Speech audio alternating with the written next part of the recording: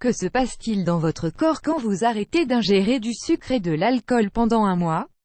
Le manque de sucre dans notre corps génère une sorte de syndrome d'abstinence, qui peut se transformer en de la fatigue, de l'anxiété, de la mauvaise humeur et de l'irritabilité. Depuis très longtemps, on sait que la consommation excessive de sucres ajoutés et de boissons alcoolisées a une influence directe sur l'état de la santé physique et émotionnelle. Cependant, malgré tous les avertissements des institutions de santé pour que les personnes prennent conscience des dangers qu'elles infligent à leur corps lorsqu'elles ingèrent ce type de substances, beaucoup d'entre elles ne contrôlent pas leur consommation et ignorent les conséquences graves qui peuvent se développer à moyen ou à long terme.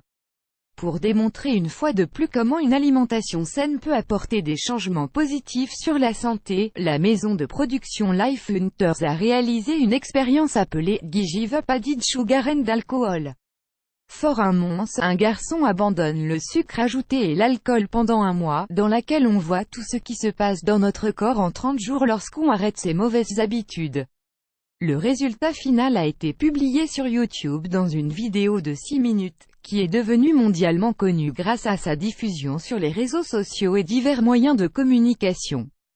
L'expérience. Le protagoniste de cette expérience est un Hollandais appelé Sacha Arlan, qui a pris la décision de se lancer un défi de 30 jours en s'alimentant de manière saine, c'est-à-dire en arrêtant tout type de boissons alcoolisées et de sucres ajoutés. Même si Sacha n'avait pas besoin de maigrir ni de suivre un régime alimentaire spécial, il était curieux de savoir ce qui allait lui arriver s'il arrêtait d'ingérer ces deux substances qu'il consommait si souvent. Avant de commencer ce défi, sa médecin sportive Jessica Gaal lui fit faire plusieurs tests de tension artérielle, une analyse de sang et un électrocardiogramme, ce qui lui permit de savoir à l'avance qu'il avait des taux de cholestérol assez élevés, 460 mg par décilitre. Avec toutes ces données en poche, le jeune s'arma de volonté et commença son régime qui allait être difficile à respecter. Étant donné que l'objectif était d'éliminer totalement l'alcool, le sucre et la nourriture rapide, Sacha dut concevoir un régime alimentaire très différent à celui auquel il était habitué. Cela impliquait de supprimer les aliments classés sous la lettre E, c'est-à-dire les additifs et les conservateurs présents dans les sauces, le thé glacé, la sauce tandoori et bien d'autres aliments. Pour les remplacer, le nouveau régime alimentaire de Sacha incluait des aliments organiques comme les fruits, les légumes, les yaourts, les œufs ou l'eau, entre autres. Durant les 4 premiers jours, notre héros put se rendre compte qu'il n'allait pas être de tout ce repos d'atteindre son objectif, car il commença à ressentir une certaine angoisse et un besoin de certains aliments. « Je viens de commencer et j'ai déjà faim en permanence », a-t-il dit. De plus, il a confessé ressentir de la fatigue, de la mauvaise humeur et de l'irritabilité, ce qui est normal puisque le corps avait du mal à accepter le fait de ne pas recevoir de sucre. Au fur et à mesure que le temps passait, l'objectif des 30 jours paraissait de plus en plus difficile.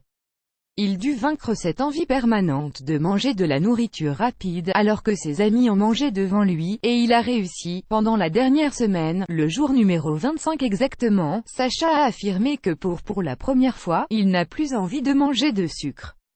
Il affirme également qu'il a plus de facilité à se lever et qu'il a plus d'énergie d'une façon générale. Pour finir, il retourne à faire des examens médicaux, et put constater des changements significatifs dans son corps comme, par exemple, une réduction de son taux de cholestérol et de la tension artérielle et la perte de 4 kilos. Après cette expérience, Sacha a dit à son frère qu'il aimerait continuer à s'alimenter de manière saine, en étant conscient des risques que peuvent entraîner les excès. La clé se trouve dans la modération. Même s'il est encore mieux de supprimer totalement les sucres ajoutés, l'alcool et la nourriture rapide, il faut apprendre à en consommer de manière occasionnelle, pour ne pas entraîner de conséquences graves pour la santé. En effet, il est important d'éviter de provoquer une addiction et que ce type d'alimentation devienne une habitude.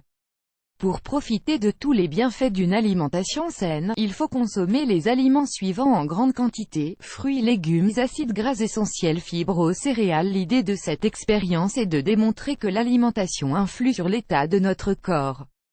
Lorsqu'on arrête de consommer de mauvaises substances, on peut obtenir de grands bienfaits sur la santé. Êtes-vous prêt à essayer ?